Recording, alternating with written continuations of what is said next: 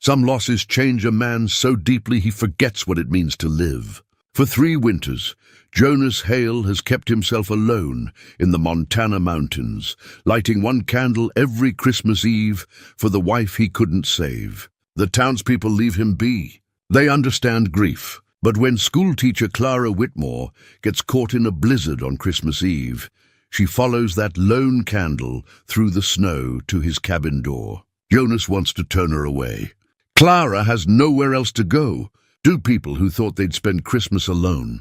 One snowbound night that will change everything. What happens when a grieving man meets a woman who refuses to let him fade into the cold? Before we jump back in, tell us where you're tuning in from. And if this story touches you, make sure you're subscribed, because tomorrow I've saved something extra special for you. The morning of Christmas Eve, 1887, arrived cold and clear over Timber Ridge, Montana Territory. Clara Whitmore stood at the frosted window of her boarding house room, watching the town wake beneath a sky the color of old pewter. Smoke curled from chimneys, horses stamped in the livery stable. Somewhere down Main Street, a dog barked twice and fell silent. She pressed her palm against the glass, felt the bite of winter through the pane, and thought about how a person could be surrounded by people and still feel entirely alone. She was 28 years old, unmarried, and 1,200 miles from the only home she'd ever known. Not that Philadelphia had truly been home. Not after her parents died of typhoid when she was 16, leaving her to the mercy of the Protestant orphan asylum on Cherry Street. She'd spent her remaining childhood years in that grey stone building, where children slept 3 to a bed and ate watered-down porridge twice a day. The matrons had been efficient rather than cruel, but efficiency offers little warmth to a grieving girl who wakes each morning reaching for a mother who will never answer. Teaching had saved her. A visiting school board member had noticed her helping younger children with their letters and arranged for her education at the normal school. By 22, Clara had her certificate and a position in a Philadelphia grammar school. She'd been good at it, patient, creative, attuned to the invisible wounds children carry. But the city held too many ghosts. Every street corner whispered memories of her parents. Every Christmas reminded her of what she'd lost. So when the advertisement appeared in the Philadelphia Inquirer, teacher wanted, Timber Ridge, Montana Territory. Room and board provided, Clara had responded within the hour. 3 months later, she'd stepped off the stagecoach into a world of endless sky and pine-covered mountains, carrying everything she owned in 2 worn carpet bags. That had been August. Now it was Christmas Eve, and Clara understood she'd simply traded one kind of loneliness for another. A knock at her door pulled her from the window. Miss Whitmore. Breakfast is ready. Mrs. Henley, the boarding house proprietor, was a stout woman with kind eyes and flour perpetually dusting her apron. She'd taken an almost maternal interest in Clara, which was both comforting and painful. "Thank you, Mrs. Henley. I'll be right down." The boarding house dining room smelled of coffee and fresh biscuits. 3 other boarders sat at the long table, Mr. Patterson, a surveyor, the widow Crenshaw, and young Billy Tucker, who worked at the sawmill. They nodded greetings as Clara took her seat. "Big plans for Christmas, Miss Whitmore?" Mr. Patterson asked, spooning gravy over his biscuits. Clara smiled, the expression she'd perfected over years of hiding loneliness. "I thought I might visit some of the families in the valley. Bring small gifts to my students." Mrs. Henley set a plate before her, concern creasing her broad face. "You be careful, dear. Weather's been unpredictable. Sky looks heavy to the north. I'll be fine. I've borrowed Mr. Polk's mare. She knows the valley trails." The widow Crenshaw sniffed. "Seems a lonely way to spend Christmas, traipsing about in the cold." "The children would be disappointed if I didn't visit," Clara said quietly. It was true, but not the whole truth. The whole truth was that staying alone in her room seemed unbearable, and at least visiting families would surround her with the warmth of others' happiness, even if she couldn't quite touch it herself. After breakfast, Clara bundled herself in her wool coat, wrapped her scarf twice around her neck, and tucked small packages into her saddlebag, peppermint sticks for the children, a jar of preserves for each family. She'd made the preserves herself from wild berries she'd gathered in September, back when Montana still seemed like an adventure rather than an exile. Mr. Polk's general store stood on the corner of Main and First. The old man was sweeping his porch when Clara arrived. "Morning, Miss Whitmore. Daisy's all ready for you." He gestured to the gentle bay mare tied to his hitching post. "You sure about heading out today? That sky don't look friendly. I'll be careful." "I'm only going as far as the Johansson place and maybe the Hendersons. I'll be back before dark." Mr. Polk's weathered face creased with doubt, but he nodded. "You're a determined young lady. That's a fine quality, long as it don't turn to stubbornness. You see the weather turning, you come straight back here?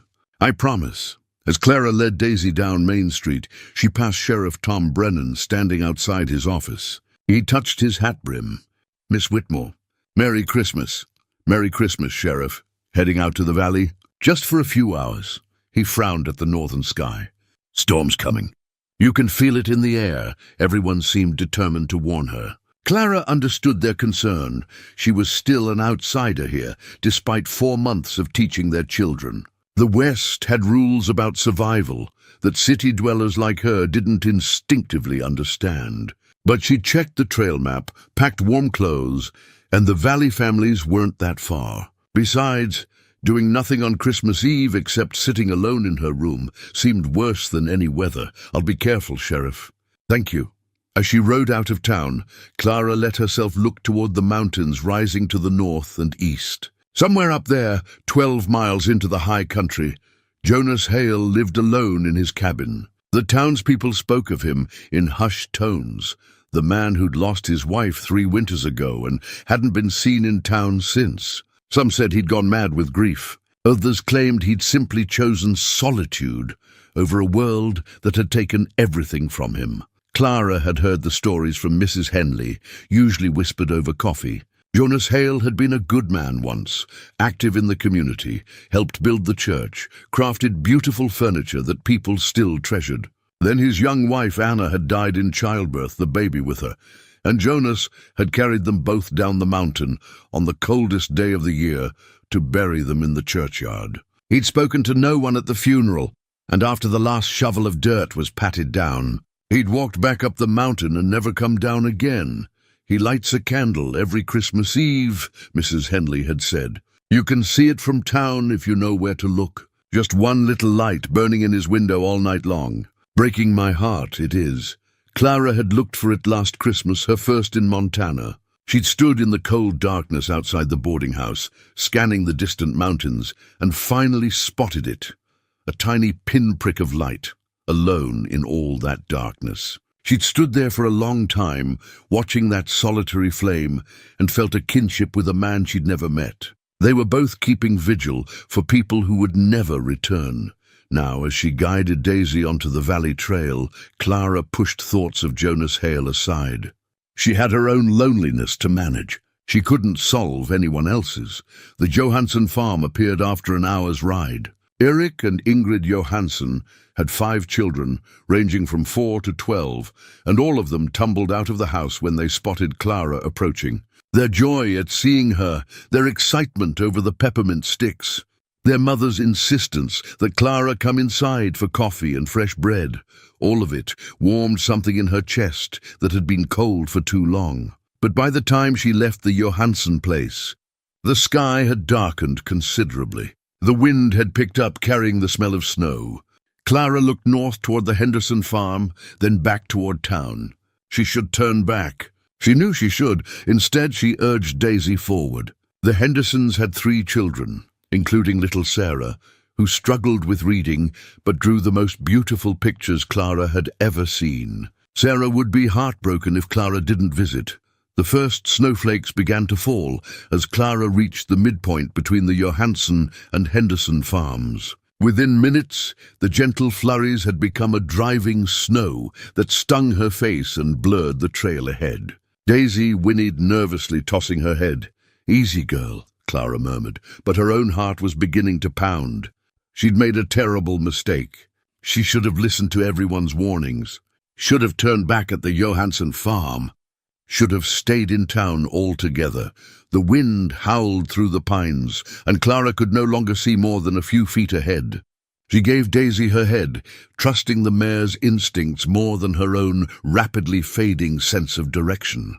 They pushed forward through the deepening snow, and Clara began to pray, not for rescue, but simply for shelter, for any place to wait out the storm. She almost missed it. Through the white chaos of wind and snow, a shape darker than the rest, something that might have been a tree stump or a rock. But then Daisy stumbled, nearly throwing Clara from the saddle, and when Clara looked down to see what had caused it, she saw something half buried in the snow at the horse's feet, a compass. Brass old, the glass face cracked but still intact. Clara's numb fingers closed around it, and even through her gloves she could feel that it was well made, precious to someone. She held it up, trying to read it in the failing light, and the needle swung north and slightly east. That direction felt wrong for town. But something, instinct, desperation, or perhaps simple chance, made Clara follow it anyway. She tucked the compass into her coat pocket and urged Daisy in the direction it indicated. 10 minutes later, through a brief gap in the storm, she saw it. A light, warm and steady, glowing through the white curtain of snow like a beacon. A single candle burning in a window. Clara's heart lurched. She knew, even before she could see the cabin itself, whose light she was following. Jonas Hale's vigil candle, lit for the wife who would never see it. And now it would save the life of a stranger who had no right to intrude on his grief. But survival trumped propriety. Clara pointed Daisy toward the light and prayed that a man who'd chosen solitude would have enough mercy left to let her in from the storm. The cabin materialized from the storm like something from a fever dream, rough-hewn, logs dark with age and weather, a peaked roof heavy with snow, and that single window glowing with impossible warmth. Clara slid from Daisy's back, her legs nearly buckling when they hit the ground. She'd lost feeling in her toes an hour ago. Her fingers were clumsy, barely able to grip the reins, as she led the exhausted mare toward what looked like a small, lean-to stable attached to the cabin's side. The wind screamed through the pines, driving snow into Clara's face hard enough to sting. She fumbled with the stable door, finally wrenching it open. Inside, a large buckskin horse watched her with calm eyes, undisturbed by the storm. Clara led Daisy in beside him, grateful when the mare immediately dropped her head to the hay scattered on the ground. "I'm sorry, girl," Clara whispered, pulling off the saddle with trembling hands. "I got us into this." She left the tack hanging on a post and staggered back out into the storm. The few feet between the stable and the cabin's front door seemed impossibly far. Her body wanted to surrender, to simply lie down in the soft snow and sleep. But Clara had seen what happened to people who gave in to that urge. She'd read about it in the Montana newspapers. Travelers found frozen in the spring thaw, curled up as peaceful as sleeping children. She reached the door and pounded on it with numb fists. The wind stole the sound away. She pounded again, harder, desperation giving her strength. Nothing. Maybe he wasn't home. Maybe he'd gone somewhere, left the candle burning, and she'd followed a false hope through the storm. Clara's vision blurred. She couldn't tell if it was tears or snow freezing on her lashes. She tried the door handle. It turned. Clara pushed inside and immediately stumbled, her frozen legs refusing to hold her. She caught herself on the doorframe, hanging there while the warmth of the cabin enveloped her like a physical embrace. The door swung shut behind her. Whether from her weight or the wind, she couldn't tell. What in God's name? The voice came from her left, deep and roughened by disuse. Clara turned her head and saw him for the first time. Jonas Hale stood beside a stone fireplace, a piece of wood frozen halfway to the flames in his hand. He was tall, perhaps 40, with dark hair shot through with grey and a beard that hadn't seen a barber in years. His eyes, shadowed beneath heavy brows, held the startled wariness of a wolf encountering a human on a remote trail. "I'm sorry," Clara managed through chattering teeth. "The storm, I couldn't see. I followed your light." She tried to straighten, to explain properly, but her legs gave out entirely. She collapsed onto the rough wooden floor, the room spinning around her.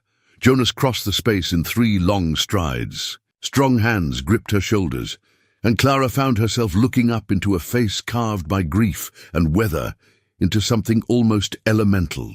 His eyes, she noticed through her daze, were grey, the same color as the Montana sky before snow. "Can you stand?" Clara tried. Failed. Her legs felt like they belonged to someone else. Jonas muttered something under his breath. It might have been a curse or a prayer, and then he was lifting her, carrying her toward the fireplace as easily as if she weighed nothing. He set her down in a wooden chair close to the flames, then immediately stepped back, putting distance between them. "You need to get out of those wet clothes. You'll catch your death." His voice was clipped, uncomfortable. "There's a room through that door. You'll find dry things in the trunk. Go, change. I'll make coffee." Clara nodded, tried to stand again. This time, she made it to her feet, though she had to grip the chair back for support. She shuffled toward the door he'd indicated, each step a small victory. Behind her, she heard Jonas moving around the main room, the sounds of a man uncomfortable with company but unable to turn someone away from his threshold. The room beyond the door was small and clearly unused. A narrow bed stood against one wall, its quilt stretched so tight you could bounce a coin off it. A simple trunk sat at the bed's foot. Clara opened it with shaking hands and found women's clothes inside, a wool dress, flannel nightgowns, heavy stockings. They smelled faintly of lavender and something else. Something sad. These had been his wife's clothes. Anna's clothes. Clara hesitated, feeling like an intruder on sacred ground. But Jonas had told her to use them, and she was soaked through to the skin. She peeled off her wet dress, her fingers so stiff she could barely work the buttons. The dry clothes felt like mercy against her frozen skin. When she emerged, Jonas stood at the stove, his back to her, pouring coffee into 2 tin cups. The cabin was a single large room, with the stone fireplace dominating one wall, a simple kitchen area along another, and the door to the bedroom she'd just left. Everything was spare, functional, almost aggressively plain. No decorations, no softness. The only exception was the candle burning in the window, a thick pillar of beeswax that must have been burning for hours. Jonas turned, coffee cups in hand, and stopped when he saw her. Something flickered across his face, pain so raw it made Clara's breath catch. Then his expression shuttered, went blank as fresh snow. Sit by the fire. It wasn't an invitation. It was an order.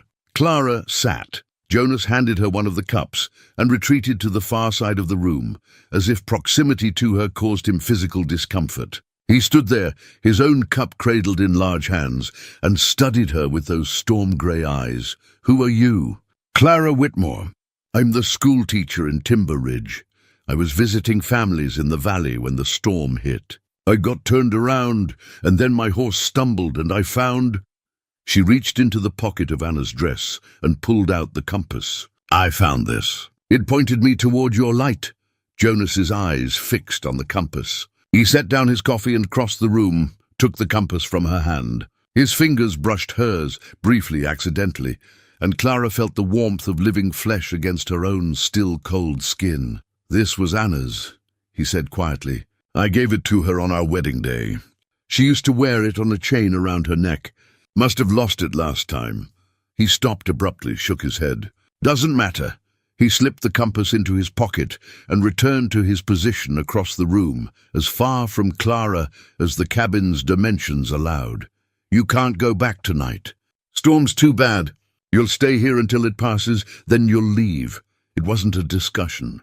Clara nodded, wrapping her hands around the warm cup. "Thank you. I know you didn't want company." "No," Jonas interrupted, his voice flat. "I didn't. But I'm not going to send you back out there to die.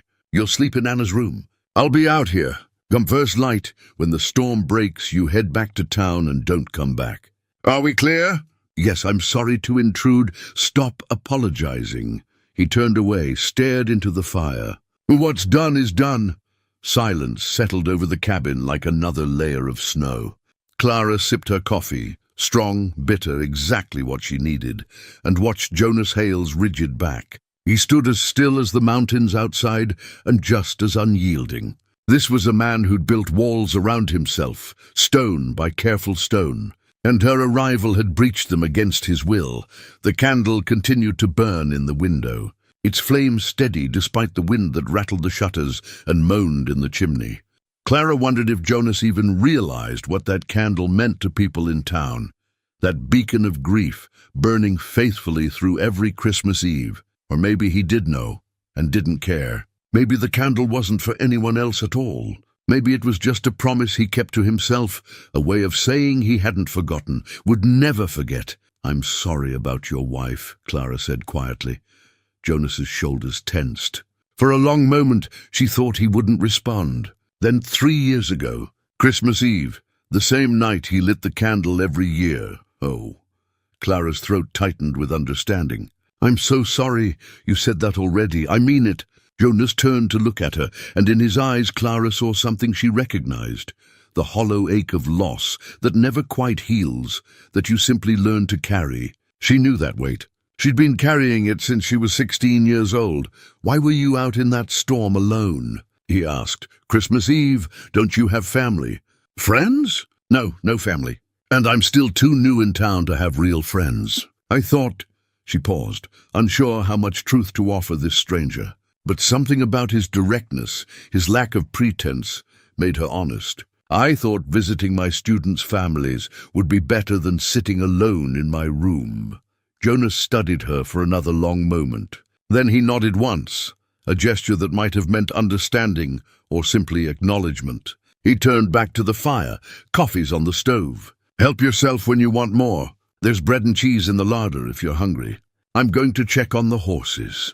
He pulled on a heavy coat and disappeared out the door into the storm, leaving Clara alone in his cabin with the fire's warmth and the candle's steady glow. She thought about what Mrs. Henley had said, that Jonas Hale hadn't spoken to anyone from town in 3 years.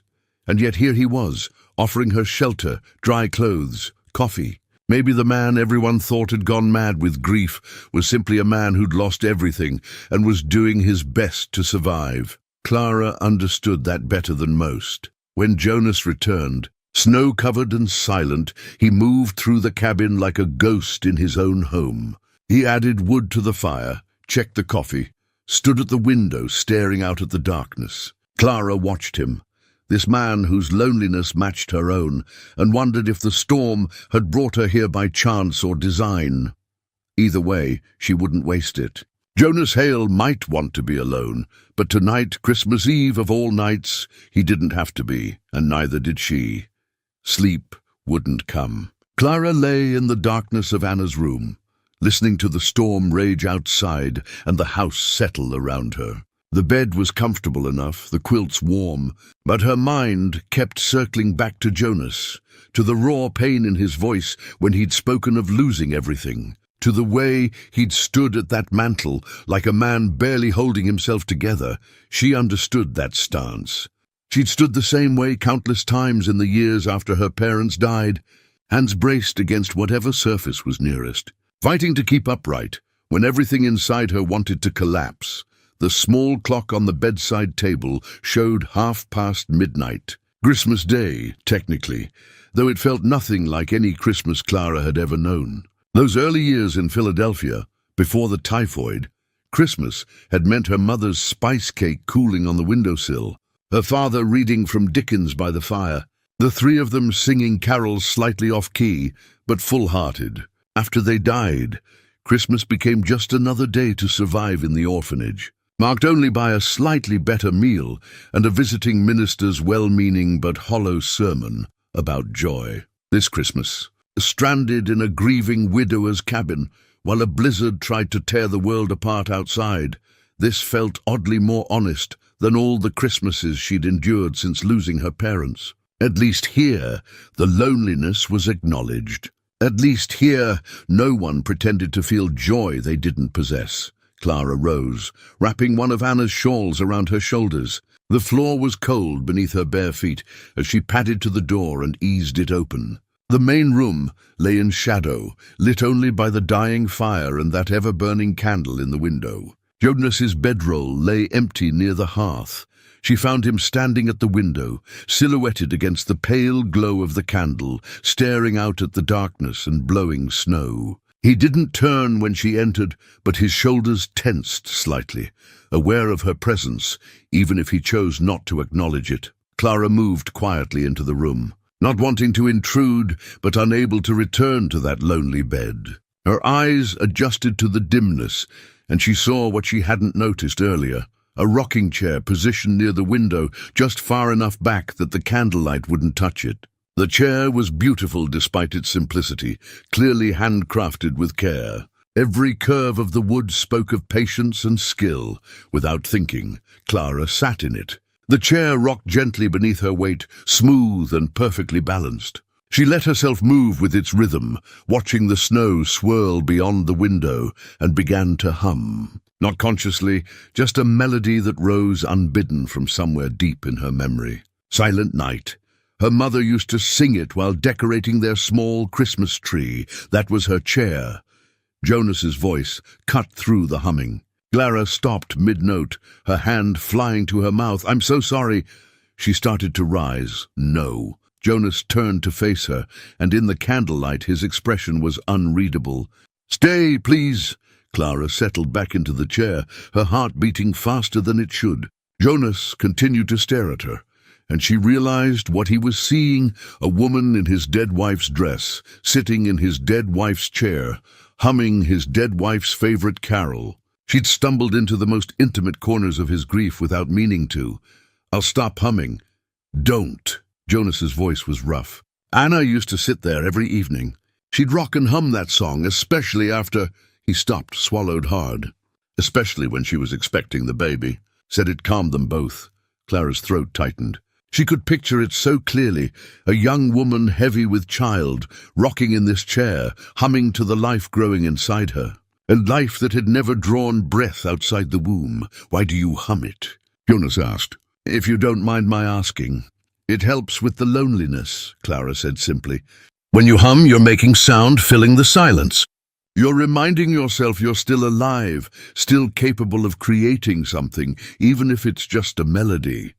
Jonas moved closer, pulled the other chair from the table, and sat down facing her.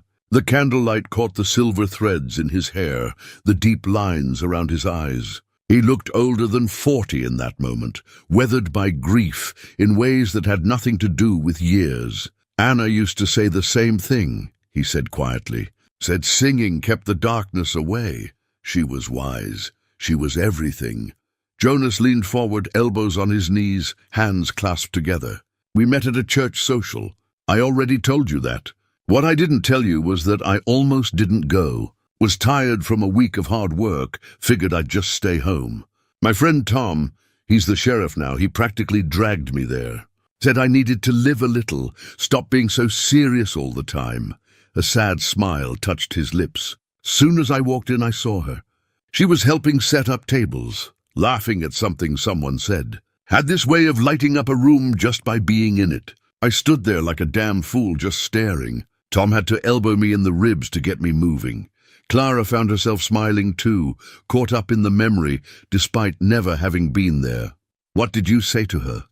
Asked if she needed help with the tables. "Real original." Jonas shook his head. "She saw right through me, smiled like she knew exactly what I was about. Said yes, she could use strong hands. We spent the whole evening working side by side, and by the time the social ended, I knew I was going to marry her." "How long before you proposed?" 3 weeks. Jonas's smile widened slightly.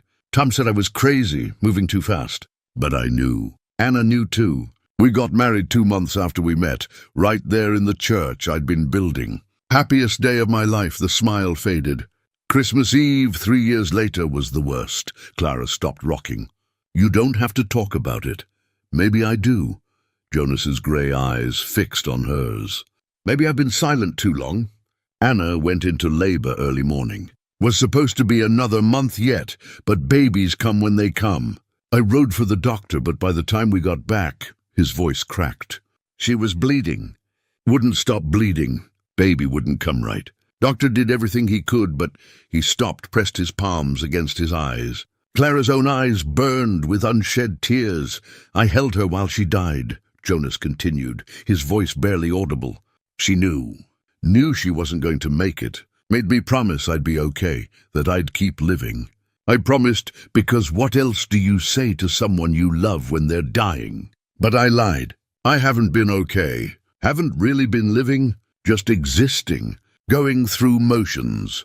Clara leaned forward, reached out and took his hands. They were large, work-rough and warm. They trembled in her grasp. I lied too, she whispered. When my mother was dying, fevered out of her mind, she made me promise I'd be brave, that I'd make something good of my life. I promised, but I haven't been brave. I've been terrified every single day. Terrified of being alone, terrified of connecting with people, terrified of staying still, and terrified of moving forward. Jonas looked at their joined hands, then up at her face. So what are we doing? If we're both just surviving, just going through motions? I don't know, Clara admitted. But maybe surviving is enough. Maybe that's all anybody can do after they lose everything. Just keep breathing, keep moving, keep watching the sun come up. And maybe if we do it long enough, one day it'll hurt a little less. Does it? Jonas asked. Does it hurt less for you? Clara thought about it honestly. Some days, and some days it hurts just as much as the day they died. But I've learned to carry it better. The weight doesn't change, but you get stronger. Jonas nodded slowly. They sat there in silence, hands clasped, the rocking chair still and steady beneath Clara. Outside, the storm continued its assault on the mountain, but inside the cabin, something had shifted. Two people carrying unbearable weight had found, for just this moment, someone to help hold it. Thank you, Jonas said finally. For what? For not letting me be alone tonight. Even though I thought I wanted to be. Clara squeezed his hands gently. You shouldn't be alone on Christmas, Mr. Hale. Nobody should. Jonas's expression softened in a way Clara hadn't seen before. Jonas, just Jonas. Jonas, Clara repeated, and it felt like a small gift, his given name in her mouth. They sat together until the fire burned low and the candle flame guttered in its pool of wax. And when they finally retreated to their separate spaces to sleep, both of them rested easier than they had in years. The afternoon stretched long and quiet. Clara worked steadily on the quilt, her needle pulling thread through fabric in the same rhythm Anna's hands had followed years before.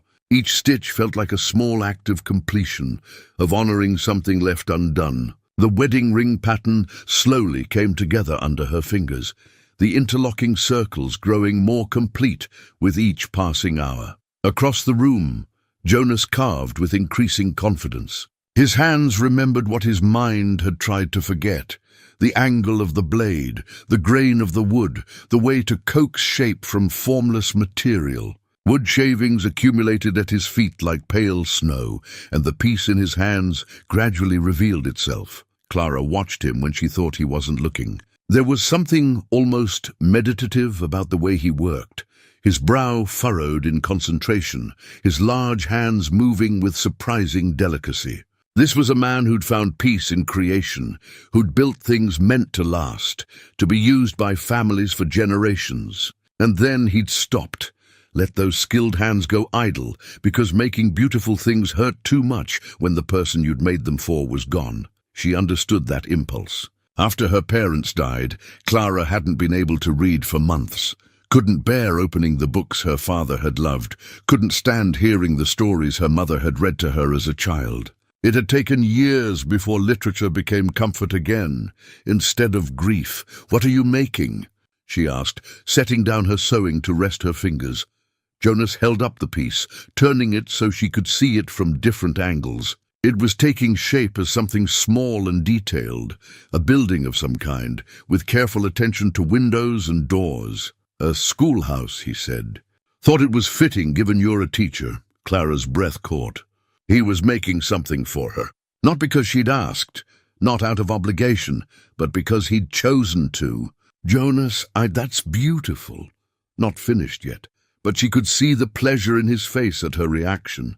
"Got to add the details still. The bell tower, the front steps. Maybe carve your name into it if you don't think that's too forward. It's perfect. I'll treasure it." Jonas set the carving aside and looked at her directly. You've brought something back to me these past 2 days. Something I thought I'd lost forever. What's that? Purpose. He stood, crossed to the window, stared out at the endless white. I've been waiting to die for 3 years, Clara. Not killing myself, nothing like that. But not really living either. Just waiting. Figured death would come when it was ready, and I'd welcome it, because at least then I'd be with Anna again. Clara's heart clenched. She set aside the quilt and joined him at the window. And now I don't know. Jonas's jaw worked as he struggled with the words. Talking with you, making something again, even just having another person in this cabin, it's reminded me what it felt like to be alive. And I'm not sure if that's a gift or a curse. Why would it be a curse? Because it's easier to be dead inside than to feel this much. Jonas turned to face her, and the raw vulnerability in his expression made Clara's chest ache. When you're numb, nothing hurts. But when you start feeling again, when you start remembering what it was like to be happy, that's when you realize how much you've lost. That's when the grief comes back fresh, like it just happened yesterday. Clara understood exactly what he meant. I know, I've been half dead too. Jonas studied her face. How do you do it? How do you keep going when everyone you loved is gone? Honestly? Clara took a slow breath. Some days I don't know. Some days I wake up and I have to make a conscious choice to get out of bed, to get dressed, to face another day of being alone. But I do it because she paused, searching for the truth. Because I think my parents would be disappointed if I gave up. They loved me enough to give me 18 years of joy and security. The least I can do is honor that by living the life they wanted for me, even when it hurts. Especially when it hurts. Because the hurt means they mattered. Means what we had was real and precious. If I could forget them and feel no pain, I'd be erasing them from existence. The grief is proof of love. Jonas's expression crumpled. He turned away, pressed his palms against the window frame, and Clara saw his shoulders shake. She moved closer, placed a gentle hand on his back. Anna wouldn't have wanted this for you, she said quietly. A wife who loved you wouldn't want you to stop living.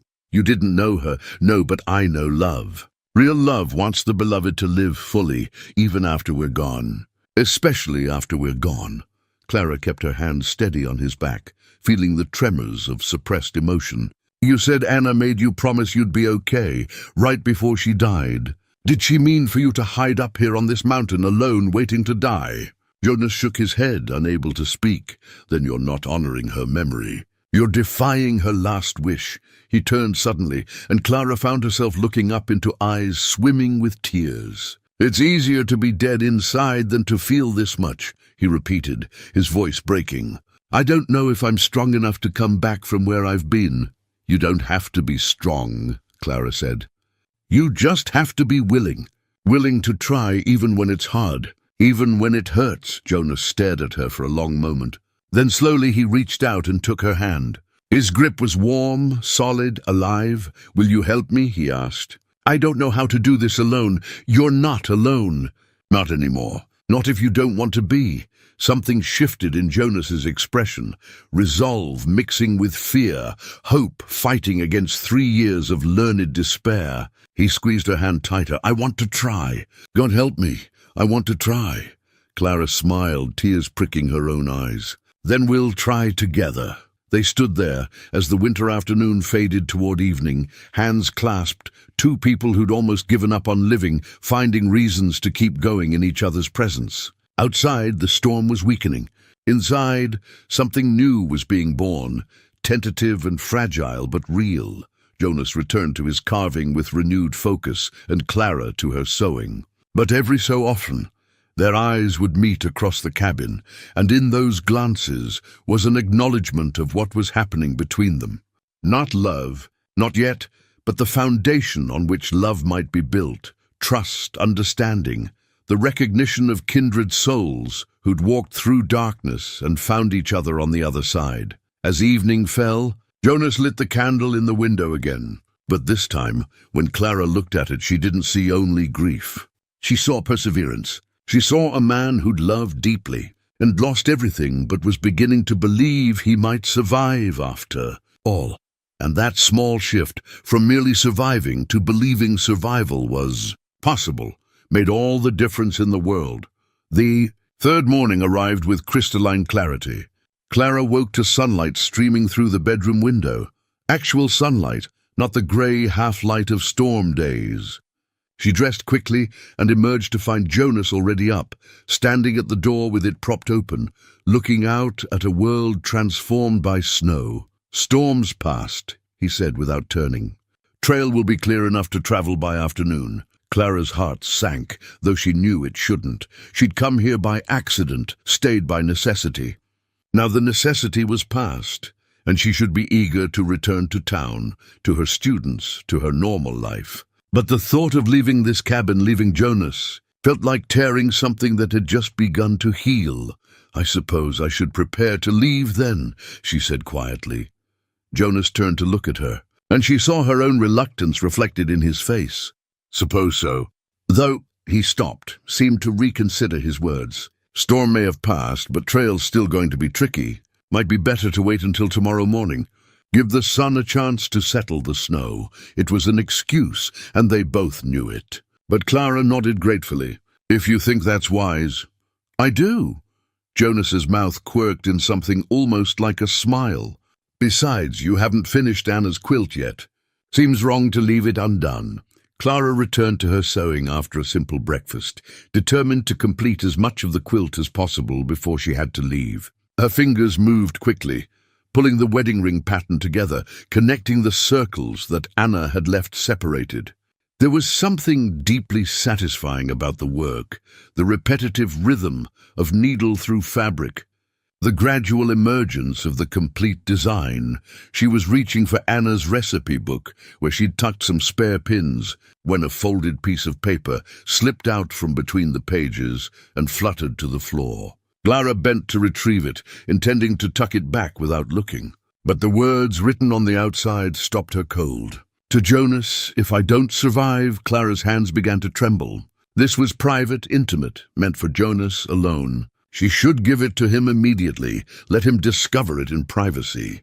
But her eyes had already caught the first line, visible through the thin paper. "My dearest Jonas, if you're reading this." "Clara, you all right? You look like you've seen a ghost."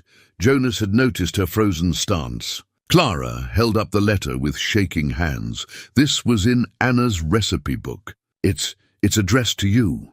Jonas crossed the room in 3 strides. He took the letter from her, stared at the handwriting on the outside, Anna's neat script, as familiar to him as his own face, and the color drained from his skin.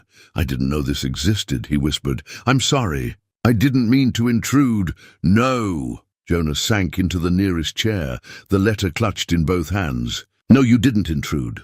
I can't believe I never found this. 3 years I've been living in this cabin, and I never knew she'd written me a letter." Clara hesitated, uncertain whether to leave him alone or stay. Jonas looked up at her, his eyes already wet with unshed tears. "Stay, please. I don't think I can read this alone." Clara pulled the other chair close and sat facing him. Jonas's hands trembled as he unfolded the letter. The paper was thin, well used, the kind Anna would have torn from her recipe book to write on. He began to read aloud, his voice rough with emotion. "My dearest Jonas, if you're reading this, then I didn't survive bringing our child into the world. I'm writing this now while I still have strength because I know childbirth is dangerous, and I want you to have my words if the worst happens." Jonas's voice broke. He stopped, pressed his fist against his mouth, breathing hard. Clara reached out, placed her hand on his knee. A steady pressure, reminding him he wasn't alone. After a moment he continued, "First, know that I loved you with every piece of my soul. You made me happier than I ever thought possible. Our years together were the best gift life could have given me. I have no regrets, Jonas, none except that I won't get to grow old beside you, but here's what I need you to understand, my love. If I'm gone, you cannot let grief destroy you. I know how deeply you feel, how loyalty runs through you like iron through stone. I know you'll want to honor my memory by keeping some kind of vigil. But Jonas, the way to honor me is not to die alongside me. The way to honor me is to live, Jonas was openly weeping now, tears streaming into his beard, his breath coming in ragged gasps. Clara's own tears fell freely as he read on. "Promise me you'll live, Jonas, really live. Go back to town. See your friends. Keep making beautiful things with those talented hands. Help people who need helping. Fill your days with purpose and kindness. And Jonas, love again if you can. I want you to be happy, even if it's without me. Especially if it's without me. I know this might sound impossible right now. I know you're thinking you could never love anyone else, that it would be betraying me. But loving someone else doesn't erase what we had. Love doesn't work that way. The heart is bigger than we think, and it can hold more than one person's memory while still having room for new joy. If you meet someone who makes you laugh again, who fills the silence with warmth, who reminds you what it feels like to be happy, don't push them away out of loyalty to me. Let them in. Let yourself be happy. That's not betrayal. That's the opposite of betrayal. That's honoring the love we shared by proving that love taught you how to open your heart. I want you to return to the work you love. You're so talented, Jonas. The furniture you make is more than wood and nails. It's art. It's beauty. It's your way of pushing back against darkness and insisting that life matters. Don't let that die with me. Keep creating. Keep filling the world with beautiful things. I want you to keep friendships alive. Tom and Sarah, the Johansons, everyone in Timber Ridge who cares about you, they'll want to help. Let them. Don't isolate yourself. Humans aren't meant to be alone. We're meant to be part of communities, part of families. Find your people and hold on to them. And Jonas, this is the most important thing I need to tell you. Don't spend your life at my grave. I won't be there. I'll be in every sunset you watch from our porch. I'll be in every piece of furniture you build. I'll be in the smell of coffee in the morning and the sound of wind in the pines. I'll be in every act of kindness you show to someone who needs it. That's where I'll live, in the good things you do, in the life you continue to live fully and well. If we have a child, and the child survives when I don't, love them for both of us. Tell them about me, but don't let grief make you distant. Children need present parents, not ghosts. And if the child dies with me, Jonas, don't blame yourself. Don't blame God. Don't blame anyone. Sometimes terrible things happen for no reason at all. The only thing we can control is how we respond. Respond by living. Respond by loving. Respond by making your corner of the world a little bit better because you're in it. I'm not afraid of dying, my love. I'm only afraid of you giving up on life because I'm gone. Promise me you won't. Promise me you'll find reasons to smile again, to laugh again, to feel joy again. Promise me you'll be the man I fell in love with. Strong, kind, determined to make beauty in a hard world. Live for both of us, Jonas. Live the life I won't get to have. And know that wherever I am, whatever comes after this, I'll be cheering you on. I'll be proud of you. I'll be loving you still. Forever yours, Anna. Jonas folded the letter carefully, his hands shaking so badly he could barely manage it. Then he bent forward, elbows on his knees, and broke completely. Great heaving sobs tore from his chest. 3 years of suppressed grief, guilt and anguish pouring out all at once. Clara moved without thinking, kneeling before him, pulling his head down to her shoulder. Jonas clutched at her, his fingers digging into her back, and wept like a man whose soul was tearing itself apart and rebuilding simultaneously. Clara held him, one hand stroking his hair, murmuring wordless comfort. She felt his tears soaking through Anna's dress, felt the tremors racking his body, and simply held him through it all. This was what he'd needed for 3 years. Permission to grieve properly, permission to feel everything he'd been holding back, permission to break so he could heal. When the storm finally passed, Jonas pulled back, his face blotchy and wet, his eyes red-rimmed but somehow clearer than Clara had seen them. "I've been doing everything wrong," he said hoarsely. "Everything she asked me not to do, I did it. Isolated myself, stopped creating, stopped living. I thought I was honoring her memory, but I was spitting on her last wishes." "You were grieving," Clara said gently. "People don't grieve rationally, but she was right. About all of it." Jonas looked at the letter again, then at Clara. She knew me so well, knew exactly what I'd do, and she tried to save me from myself. And I never even knew the letter existed. You know now. Jonas nodded slowly. He stood, walked to the window and looked out at the snow-bright world. Clara watched him, saw the change happening in real time, the way his shoulders straightened slightly, the way he lifted his chin. He was making a decision. When you go back to town tomorrow, he said, still looking out the window, I'm coming with you. Clara's heart leapt. You are? Anna wanted me to return to life, to be part of the community again, to keep creating and helping people. He turned to face her. Today, I've been dead long enough. Time to start living again. Time to honor her properly, not by mourning forever, but by doing all the things she asked me to do. Jonas, and she was right about something else too. He crossed to where Clara stood, stopped directly in front of her. About letting someone in, about not pushing away happiness out of misplaced loyalty. His grey eyes held hers. You came through a storm and brought life back into this cabin, into me. That's not coincidence, Clara, that's grace. Clara's breath caught. What are you saying? I'm saying I don't want you to leave and have us go back to our separate lonely lives. I'm saying these 3 days mattered. You matter. Jonas reached out, took both her hands in his. I'm saying I want to know you better. Want to see what happens if two people who've both lost everything try to build something new together. Tears spilled down Clara's cheeks. I want that too. More than I thought possible. Jonas pulled her into an embrace, and Clara wrapped her arms around him, feeling his heart beating against her cheek. They stood there in the morning light, two broken people who'd found each other in a storm, and discovered that maybe, just maybe, they could help each other heal. Anna's letter lay on the table, the words of a dying woman who'd loved enough to set her husband free. And in that freedom, Jonas had finally found the strength to live again. The rest of that third day passed in a strange mixture of peace and anticipation. Jonas moved through the cabin with new purpose, no longer the ghost haunting his own life, but a man preparing to rejoin the world. He gathered supplies for the journey down the mountain, checked the horses, mended a piece of tack that had been sitting broken for who knew how long. Clara finished Anna's quilt. The final stitch went in just as the afternoon light began to fade, and she held it up to examine her work. The wedding ring pattern was complete now, all the circles connected in an endless chain. It was beautiful, a testament to Anna's skill and Clara's determination to honor what had been left undone. Jonas looked up from the pack he was organizing and saw her holding the quilt. He crossed the room slowly, reached out to touch the fabric. It's finished, Clara said softly.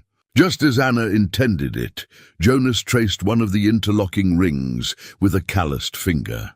She would have loved this. Loved that you completed it. He looked at Clara, and the gratitude in his eyes made her chest tighten. Thank you for doing what I couldn't. What will you do with it?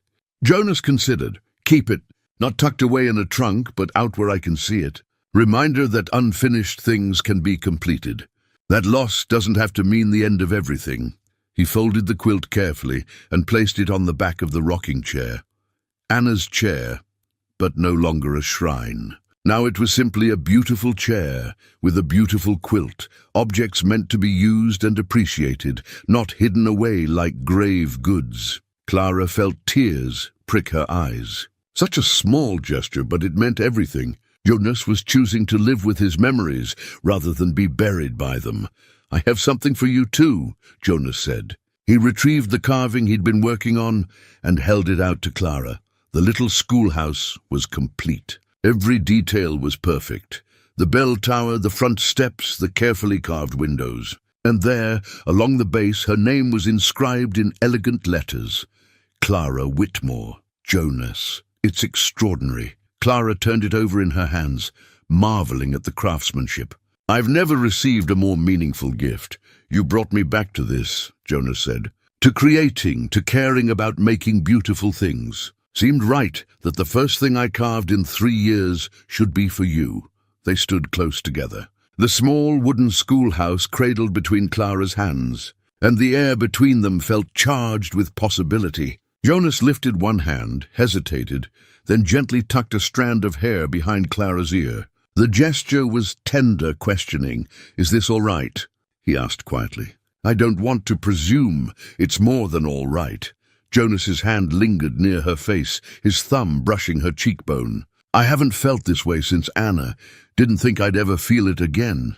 And I'm scared, Clara. Scared of dishonoring her memory, scared of hurting you, scared of losing someone again. Clara reached up, covered his hand with hers. I'm scared too. Scared of hoping for something good, scared of being disappointed, scared of being left alone again. But maybe being scared is better than being numb. Maybe fear means we're alive. Jonas smiled, a real smile that reached his eyes and carved new lines in his weathered face. When did you get so wise? I'm not wise. I'm just tired of being afraid to live. They stood there as the afternoon light faded to evening, neither quite ready to bridge the final distance between them, but both acknowledging that the distance was shrinking. There would be time for more, Clara thought. Time to explore what was growing between them, time to move carefully forward without rushing or forcing. For now, this was enough. The promise of something new, the tentative hope that two lonely people might build something together worth building. As darkness settled, Jonas lit the candle in the window one last time. But his movements were different now, less ritual mourning and more quiet remembrance. He stood before the candle for a moment, his lips moving in what might have been a prayer or a promise. Then he turned back to Clara with clear eyes. Tomorrow, when we ride down, people are going to talk, he said. School teacher spending 3 nights alone with the hermit of the mountain. There'll be gossip. Clara lifted her chin. Let them talk. I know what happened here, and so do you. We have nothing to be ashamed of. No, we don't. But I want you to understand what you're walking into. I've been gone from that town for 3 years. Some folks will be happy to see me. Others will think I've lost my mind, coming down from the mountain with you. And you're still new there, still building your reputation. I don't want to damage that, Jonas. Clara crossed to him, looked up into his worried face. I don't care what they think. These 3 days have meant more to me than 3 months of careful respectability in town. If people want to judge us for finding comfort in each other's company during a storm, that says more about them than it does about us. Jonas's expression softened. You're a brave woman. No, I'm just tired of living small. Tired of being so careful about what people think that I forget to actually live. Clara smiled. Besides, Mrs. Henley loves a good story. She'll be on our side, and Sheriff Brennan will arrest me for corrupting the town's schoolteacher. Tom Brennan is your friend. He'll be glad to see you alive and well. Jonas pulled Clara into an embrace, and she rested her head against his chest, listening to the steady beat of his heart. I'm glad the storm brought you here, he murmured into her hair. Glad you refused to let me stay alone. So am I. They prepared a final meal together in the cabin. Simple fare, but it felt almost festive. Jonas found a bottle of wine he'd been saving. Said Anna had insisted on keeping good wine for special occasions. They toasted to new beginnings, to courage, to the strange paths that bring people together. After dinner, Clara sat in the rocking chair with the completed quilt draped across her lap, and Jonas settled nearby with his carving tools, making final touches to a small box he'd started that afternoon. They worked in comfortable silence, occasionally glancing up to share a smile or a comment. What will you do when you get back to town? Clara asked. Besides face down the gossips? Jonas considered. Find Tom. Explain where I've been, what I've been doing or not doing. Apologize for disappearing on everyone who cared about me. Then maybe talk to Reverend Michaels. Henna would want me to make peace with the church. And after that, Jonas set down his tools. After that, I'm going to offer my services to anyone who needs furniture built or repairs done. Going to start creating again, being useful again. Anna was right. Making beautiful things is how we push back against death, Clara nodded. I'll help if you need it. I'm not skilled with woodwork, but I can sand and finish. Can help with the business side of things. You do that? Of course. Clara paused, unsure how to name what they were to each other. Not quite courting, not merely friends. Something new and undefined. We're in this together, Jonas finished for her. Whatever this is, yes, together. As the night deepened, they prepared for sleep one last time in the cabin. Jonas banked the fire while Clara tidied the kitchen. These small domestic tasks felt natural, comfortable, like something they'd been doing for years rather than days. At the bedroom door, Clara paused. Jonas stood by the fireplace, his face half in shadow, half in firelight. Jonas. Yes, I'm not sorry the storm happened. I'm not sorry any of this happened. Jonas crossed to her, stood close enough that Clara had to tilt her head back to see his face. Neither am I. Not anymore. He leaned down slowly, giving her time to move away if she wanted. Clara didn't move away. She lifted her face to meet him, and when his lips touched hers, it was gentle and careful and full of promise. The kiss was brief, just a moment of connection, but it felt like sealing a contract. A promise that whatever came next, they would face it together. When Jonas pulled back, his eyes were soft. Sleep well, Clara. You too. Clara slipped into the bedroom, her heart racing, a smile she couldn't suppress curving her lips. She changed into Anna's nightgown one last time, slipped under the quilts, and lay staring at the ceiling. Tomorrow they would return to the world, to obligations and expectations, to gossip and judgment, to the demands of ordinary life. But they would return together, and that made all the difference. In the main room, Jonas settled into his bedroll by the fire.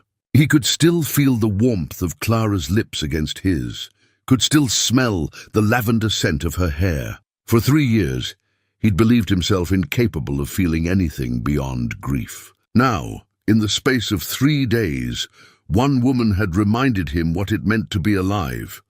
Anna's letter lay on the table, visible in the candlelight. Jonas picked it up, read through it one more time. "Love again if you can," she'd written. "That's not betrayal. That's honoring the love we shared.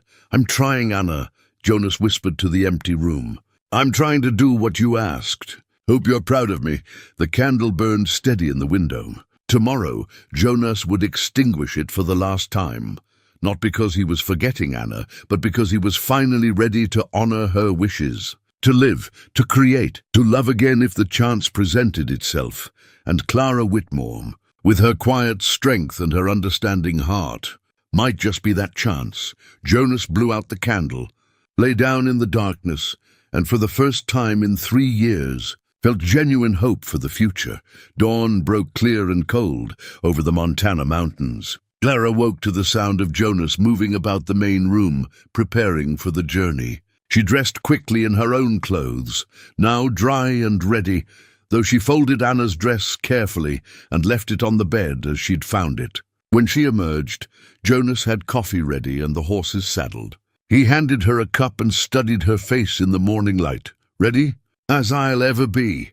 They drank their coffee standing, neither quite ready to leave, but knowing they must. Jonas took one last look around the cabin that had been his prison and his sanctuary for 3 years. Then he shouldered his pack, picked up the supplies he'd prepared, and opened the door. The world outside sparkled under fresh snow. The sky was impossibly blue, the air so cold and clean it almost hurt to breathe. Jonas's horse, the big buckskin, stamped impatiently while Daisy stood calm and ready. Jonas helped Clara mount, his hands steady and sure, then swung up onto his own horse. For a moment, they both looked back at the cabin. The candle in the window was dark now, the glass cold. It would remain dark, Jonas had decided. "The vigil was over, shall we?" Jonas asked. Clara nodded, and together they began the long descent from the mountain. The trail was treacherous in places, snow-covered and icy, but Jonas navigated it with the confidence of a man who knew every rock and route. He kept close to Clara, watching to make sure she didn't slip, occasionally reaching out to steady her horse when the trail narrowed. They didn't talk much during the ride. The journey required concentration, and besides, there seemed little left to say. Everything important had been spoken in the cabin. Now came the test, whether what they'd found together in isolation could survive in the light of day, under the scrutiny of a watchful town. As they descended, the forest gradually changed around them. The high country pines gave way to mixed woodland, then to the open spaces of the valley. By midday, they could see Timber Ridge in the distance, a cluster of buildings huddled together against the vast Montana landscape. smoke rising from chimneys into the clear air. Jonas reined in his horse on a ridge overlooking the town. Clara pulled up beside him. "You all right?" she asked, nervous. Jonas's jaw was tight, his hands clenched on the reins. "Haven't set foot in that town in 3 years. Don't know what kind of reception I'll get. You'll get the reception of a man who's been mourned and missed. They'll be glad to see you, or they'll think I've lost my mind." "Maybe you have," Clara said with a slight smile. "Maybe we both have. But if being a little mad means we get to be happy, I'll take madness over sanity any day." Jonas looked at her, and some of the tension left his shoulders. "How did you get so brave?" "I'm not brave. I'm terrified. But I'm doing it anyway." They continued down into the valley. As they approached the outskirts of town, Clara could see people beginning to notice them. Heads turning, hands pointing, conversations stopping mid-sentence. Word would spread fast. Jonas Hale returning from his mountain exile, and the school teacher with him. They rode down Main Street, and people emerged from buildings to stare. Mrs. Henley stood on the boarding house porch, her hand pressed to her mouth. Mr. Polk stepped out of his store, eyes wide. And there, standing in front of the sheriff's office, was Tom Brennan himself, frozen in place, his coffee cup halfway to his lips. Jonas dismounted in front of the sheriff's office. His movements were stiff, uncertain, but he forced himself to meet Tom's eyes. Tom, for a long moment. The sheriff didn't move.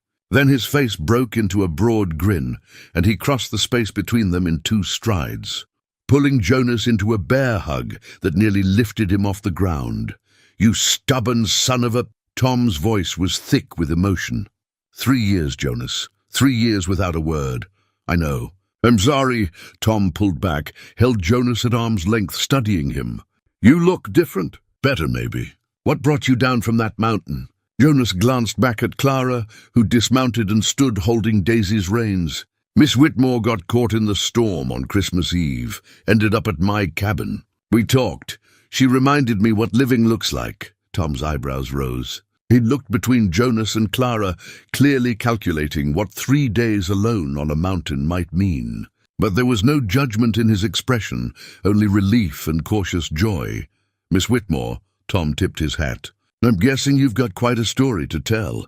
"We both do, Sheriff." Clara met his gaze steadily. "Though I expect most of the town has already decided what that story is," Tom laughed. "Oh, they're inventing stories right now. But I know Jonas and I know you. Whatever happened up there, it's your business and nobody else's." "Tom," Jonas's voice roughened. "I need to apologize. To you, to everyone, for disappearing, for abandoning people who cared about me. For days." "Stop." Tom gripped his shoulder. "You were grieving."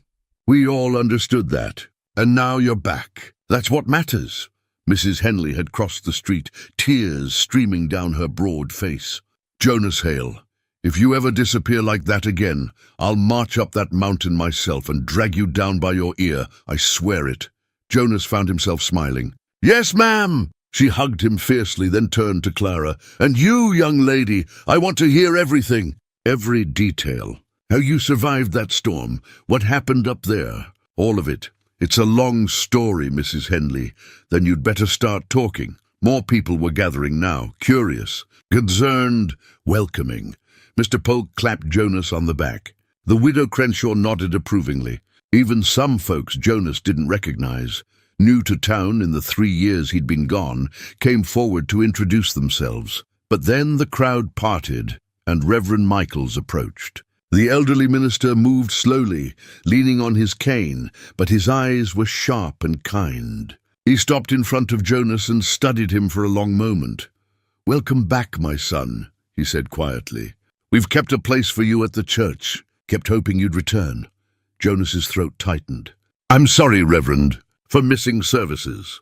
For grieving?" The Reverend shook his head. "God understands grief better than anyone. The question is, are you ready to return to life?" Jonas glanced at Clara, found her watching him with steady, encouraging eyes. He thought of Anna's letter, her wishes for him, the promise he'd made to try. "Yes, sir. I believe I am. There's a Christmas service tonight," Reverend Michaels said gently. "It's late, I know, day after Christmas, but we had to postpone the service when the storm hit." Everyone was too worried about getting home safely. "We're holding it tonight instead." He looked at Jonas with careful hope. "I'd be honored if you'd attend." Jonas hesitated. The thought of sitting in that church, surrounded by people, singing carols and hearing about joy and hope, it seemed like too much, too fast. But then he felt Clara's hand slip into his, her fingers warm and steady. "We'll be there," she said. Jonas looked at her, drew strength from her quiet confidence, and nodded.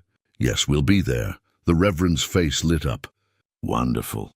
"Service begins at 6 o'clock. He turned to go, then paused. "Jonas, Anna would be proud of you." The words hit Jonas like a physical blow, but a good one, like breaking through to air after being underwater too long. He nodded, unable to speak. As the crowd dispersed, Tom pulled Jonas aside. "Listen, I know this is overwhelming. If you need somewhere to stay tonight, Sarah and I have room. You're welcome at our table." "Thank you, Tom, but I think—" Jonas glanced at the mountain trail they'd just descended. "I think I'll head back up tonight. Need to ease into this, you understand?" "I do, but you'll come back down soon?" "Soon, I promise. No more disappearing for years at a time." Tom clasped his shoulder. "Good, because this town needs you, Jonas. Always did." Clara returned to the boarding house to clean up and change, and Jonas went with Tom to the sheriff's office to catch up on 3 years of town news. But Clara's presence lingered with Jonas like warmth after standing near a fire. He found his thoughts drifting to her, even as Tom talked about marriages and births, deaths and departures, the small triumphs and tragedies of community life. By evening, Jonas had bathed, trimmed his beard, and borrowed clean clothes from Tom. He looked in the mirror and barely recognized himself. Less wild mountain man, more the person he'd been before grief had carved him into someone new. He met Clara outside the church, just as twilight deepened to full dark. She'd changed into a simple green dress that brought out the warmth in her eyes, and her hair was pinned up in a way that revealed the graceful curve of her neck. "You look beautiful," Jonas said, and meant it. Clara blushed. "You clean up rather well yourself." They entered the church together, and conversations hushed as people turned to watch. Jonas felt his chest tighten with anxiety, but Clara's hand in his kept him grounded. They walked down the center aisle, every eye upon them, and took a seat near the back. The pews were hand-carved oak, built by Jonas's own hands 6 years ago. He ran his palm over the wood, remembered the satisfaction of creating them, the pride Anna had shown when they were installed. Good work, meant to last, meant to serve. Reverend Michaels began the service with a prayer of thanksgiving for safety during the storm, for the blessing of community, for second chances and new beginnings. Jonas felt the words settle over him like a benediction. They sang carols. "Silent night, O come all ye faithful. Joy to the world." Jonas's voice was rusty from disuse, but he sang anyway, and beside him Clara's clear soprano rose in harmony. Around them, the congregation sang too, and for the first time in 3 years, Jonas felt like he was part of something larger than his own grief. The Reverend's sermon was about light in darkness, about candles that burn through the longest nights, about hope persisting even when all seems lost. Jonas thought about his vigil candle, about Clara following its light through the storm, about how sometimes what we think is an ending is actually a beginning. When the service concluded, people began to gather in small groups, talking and laughing. Several approached Jonas, some hesitant, some bold, all welcoming. He accepted their greetings, answered questions about his well-being, promised to rejoin the community properly. Then Clara stepped forward, drawing attention. In her arms, she carried a bundled package. She looked at Jonas, seeking permission. He nodded, understanding what she intended. "Excuse me," Clara's voice cut through the conversations. "I'd like to share something, if I may." The church quieted. Reverend Michaels gestured encouragingly. "Please, Miss Whitmore." Clara carefully unwrapped the package, revealing Anna's completed quilt. Gasps rippled through the congregation. Many remembered Anna working on it, remembered her excitement about the coming child. "Some of you may recognize this," Clara said, her voice steady but emotional. "Anna Hale was making this quilt for her child. She didn't get to finish it. While I was stranded at Jonas's cabin during the storm, I asked permission to complete what Anna had started. She held the quilt up so everyone could see the intricate wedding ring pattern, the careful stitches, the beautiful completion of Anna's vision. I wanted to do this publicly, Clara continued, because I think it represents something important. Anna wanted Jonas to live fully, to continue creating beauty, to find happiness again. This quilt, finished but made with love for someone who never got to hold it, is a reminder that unfinished things can be completed with care. That loss doesn't have to mean the end of everything. That love continues even when the people we love are gone. She turned to Jonas. I'd like to give this to you, Jonas. Not to put away in a trunk, but to use. To remember Anna by celebrating life, not by hiding from it. Jonas stood, his legs unsteady, and accepted the quilt. He held it against his chest, feeling the weight of it, the love stitched into every seam, Anna's love, and now Clara's care in completing it. Thank you, he managed, his voice thick. This means... He stopped. Overcome, Clara smiled at him with such understanding that Jonas felt his heart crack open a little wider. He looked out at the faces watching them, Tom and his wife Sarah, Mrs. Henley dabbing at her eyes, Mr. Polk nodding approvingly, Reverend Michaels beaming with pastoral satisfaction. Anna left me a letter, Jonas said, the words coming before he'd decided to speak them. Found it just yesterday, hidden in her recipe book. She wrote it in case she didn't survive the birth. He paused, gathering courage. She asked me to live. Not just survive, but really live. To keep creating, to rejoin this community, to, his voice caught, to love again if I could. She said that wouldn't be betraying her. It would be honoring what we had. He looked at Clara. Miss Whitmore reminded me what living looks like, what kindness and courage look like. She refused to let me stay alone in my grief on Christmas Eve, and in doing so, she gave me back my life. Mrs. Henley was openly crying now. Tom was grinning. And throughout the church, people were nodding, understanding passing between them like warmth from a shared fire. I'm back, Jonas said simply. I'm ready to be part of this community again, ready to build furniture and help my neighbors and show up for Sunday services. Ready to honor Anna by doing what she asked, by living fully and well. Spontaneous applause broke out. People surged forward, not to gossip or judge, but to welcome him home. Jonas found himself embraced, congratulated, his hand shaken until it was sore. And through it all, Clara stood nearby, watching with quiet pride. 3 months later, on a morning when spring was just beginning to whisper through the Montana pines, Clara stood at the schoolhouse window, watching the children play during recess. The snow had finally receded, leaving behind mud and the first brave shoots of green. Tommy Brennan was teaching the younger children how to play marbles. Sarah Polk sat under a tree, sketching in the journal Clara had given her. The schoolhouse door opened, and Clara didn't need to turn to know who it was. She'd learned to recognize Jonas's footsteps. The particular way he moved through space, purposeful but never hurried. Afternoon. Miss Whitmore, he said, his voice warm with the private joke between them. In public they maintained propriety. In private, well, that was different. Mr. Hale. Clara turned, couldn't quite suppress her smile. What brings you by today? Jonas set down the toolbox he'd been carrying. Noticed your desk was wobbling last week. Thought I'd fix it properly before you ended up on the floor.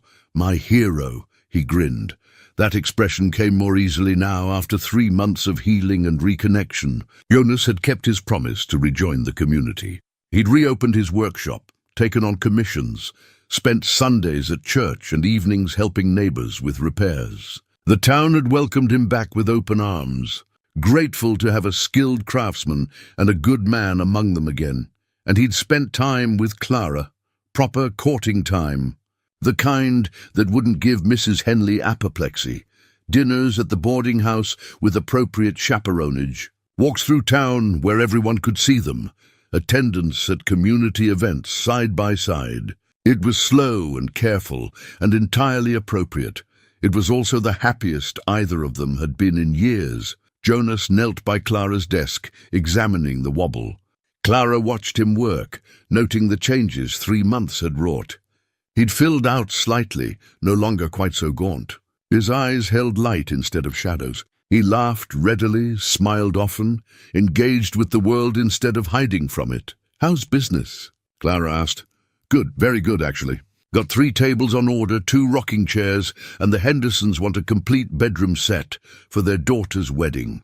Jonas tested the desk, found the loose leg, began making adjustments. "More work than I can handle alone, honestly. Been thinking about taking on an apprentice." "That's wonderful." Jonas glanced up at her. "I've been thinking about other things too." "Oh?" "About the future. About what I want from it." He returned his attention to the desk, but Clara could see the tension in his shoulders. "About whether I'm ready for more." Clara's heart began to beat faster. They'd been circling this conversation for weeks now, both aware of where things were heading, but cautious about rushing. "And are you ready?" Jonas set down his tools and stood, facing her directly. Through the window, Clara could see the children playing, oblivious to the moment unfolding inside. "I went up to the cabin last weekend," Jonas said. "First time since we came down at Christmas.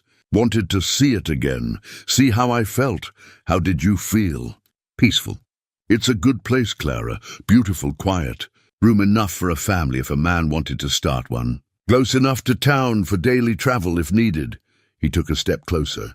"Far enough away for privacy when privacy's wanted." Clara's breath caught. "Jonas, I lit 2 candles in the window while I was there. One for Anna, like always. One for you." He reached out, took both her hands. "Anna's candle was for remembering. Yours was for hoping. For believing that maybe I could build something new while honoring what I had before." "You can," Clara whispered. "You are. Then I have a question to ask you, Miss Whitmore. An important one." Jonas's grey eyes held hers, steady and sure. "But I want to ask it properly. At the right time, in the right way. So I'm giving you fair warning. Sometime soon, I'm going to ask if you'll consider sharing that cabin with me. Sharing a life with me. And I'd like to think you might say yes." Tears spilled down Clara's cheeks, but she was smiling. "I'd like to think I might too." Jonas pulled her into an embrace, right there in the schoolhouse, with all the children potentially looking through the windows. Clara didn't care. She wrapped her arms around him and held tight, feeling his heart beat against hers, solid and alive and full of promise. "I love you," Jonas murmured into her hair. "Didn't think I'd ever say those words to anyone again. But I love you, Clara. Your strength, your kindness, the way you refused to let me die inside that mountain. You brought me back to life." "I love you too," Clara said against his chest. "You reminded me what home feels like, what it means to be truly seen and valued. I was so lonely before that storm, Jonas, so lost. And then I found your light in the darkness." They stood together for a long moment, 2 people who'd each thought themselves beyond healing, beyond happiness. Now proving that love could find you even in the unlikeliest places. Outside, the children's voices rose in play and laughter. Inside, 2 adults who'd survived more loss than most people face in a lifetime held each other and planned a future neither had thought possible. "When will you ask?" Clara finally said, pulling back to look up at him. "Officially, I mean," Jonas smiled. "Soon. Maybe take you up to the cabin, show you the place properly. Ask you there, where it all started. I'd like that. Spring wedding?" "Getting ahead of yourself, aren't you?" "Maybe, but when you know, you know. And I know, Clara, just like I knew with Anna. Some things are certain." Clara reached up, touched his bearded cheek. "Yes, some things are certain." Jonas kissed her then, gently, reverently, a promise of more to come. When they parted, he returned to fixing the desk while Clara composed herself, smoothing her skirts and wiping her eyes. The schoolhouse bell rang, calling the children back inside. Clara watched them file in, all rosy-cheeked and energetic, and felt a surge of contentment. This was her life now, teaching children who mattered to her, living in a community that had welcomed her, loving a man who understood loss and healing in equal measure. As the children settled into their seats, Tommy Brennan raised his hand. "Miss Whitmore, are you and Mr. Hale getting married?" Clara felt herself blush. Jonas, still working on the desk, chuckled quietly. "That's none of your business, Tommy Brennan," Sarah Polk said primly. "Though everybody in town knows they're courting." "Children," Clara said firmly, but she was smiling. "Let's focus on our lessons. We're discussing geography today, specifically the territories of the American West and how they're changing." The children groaned but complied, and Clara began her lesson. Behind her, Jonas finished his work on the desk, packed up his tools, and prepared to leave. But before he went, he caught Clara's eye and mouthed 3 words, "I love you." Clara's heart soared. She mouthed them back, then turned her attention to her students, to the lesson, to the ordinary, beautiful work of teaching young minds to think and dream and grow. That evening, Jonas returned to his workshop in town, not to the mountain cabin, not anymore. He'd found a balance, spending most of his time in Timber Ridge, where he could work and socialize and be part of the community, but visiting the cabin regularly to maintain it and remember. The cabin was no longer a prison or a shrine. It was simply a place he'd once retreated to and might someday share with someone who understood both its sorrows and its possibilities. He lit a lamp and settled at his workbench. He'd been working on something special, a small wooden box intricately carved with a wedding ring pattern to match Anna's quilt. Inside, he'd placed the ring he'd commissioned from the jeweler in Helena. Simple gold, like Anna's had been, but new. A fresh beginning. As he worked, Jonas thought about that Christmas Eve 3 months ago. About a woman lost in a storm, following a candle lit for someone else. About how the worst night of his life, the anniversary of losing everything, had become the beginning of healing. Sometimes, he thought, grace comes in unexpected forms. Sometimes the light you put out for one person guides another home. Sometimes saying goodbye to the past means saying hello to the future. And sometimes, when you think you're alone in the darkness, someone brave enough refuses to leave you there.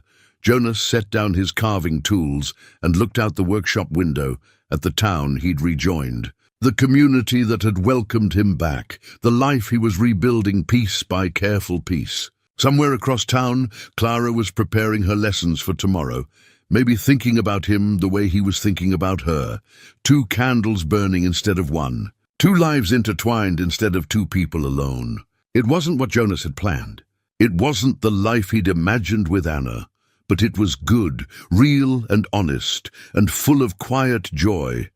And that, Jonas had finally learned, was enough. More than enough. It was everything. Spring had come to Montana, and with it the promise of new growth, new love, new reasons to face each day with gratitude instead of grief. Jonas returned to his work with a full heart, carving beauty from wood, building a future from hope, and remembering always that the greatest gift one person can give another is simply refusing to let them face the cold alone.